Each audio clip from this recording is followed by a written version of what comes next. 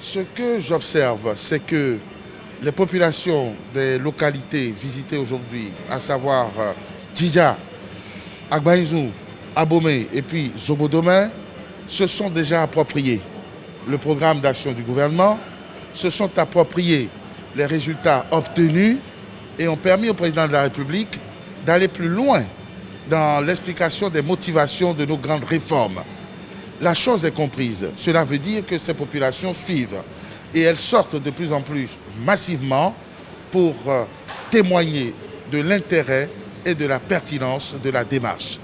C'est devenu une communion entre le président de la République et ses concitoyens et ses compatriotes, une communion qui a fait confesser le président de la République que nous ne construisons plus une nation, nous sommes déjà une nation.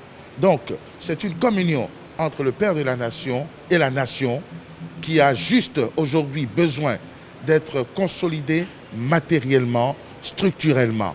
Autrement dit, pour le président de la République, qui a été compris par nos compatriotes, nous avons aujourd'hui juste besoin de nous doter des structures, des moyens de développement, de nous approprier la gouvernance qu'il imprime afin que, quel que soit celui qui lui succédera, le Bénin continue la marche qu'il voudrait irréversible vers le développement, vers la construction d'un grand pays.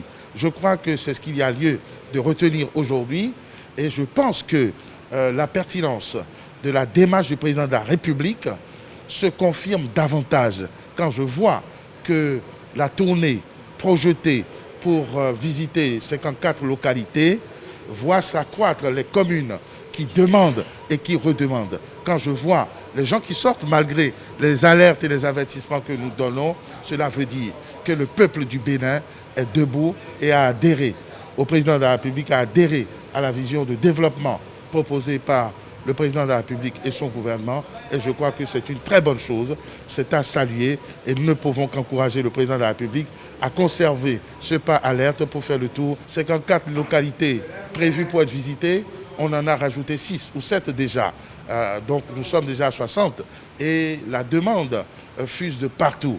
On ne fera pas de frustrés et je crois que le président a l'énergie qu'il faut pour parcourir le reste des communes de notre pays, pour dérouler la reddition des comptes et dérouler cette communion.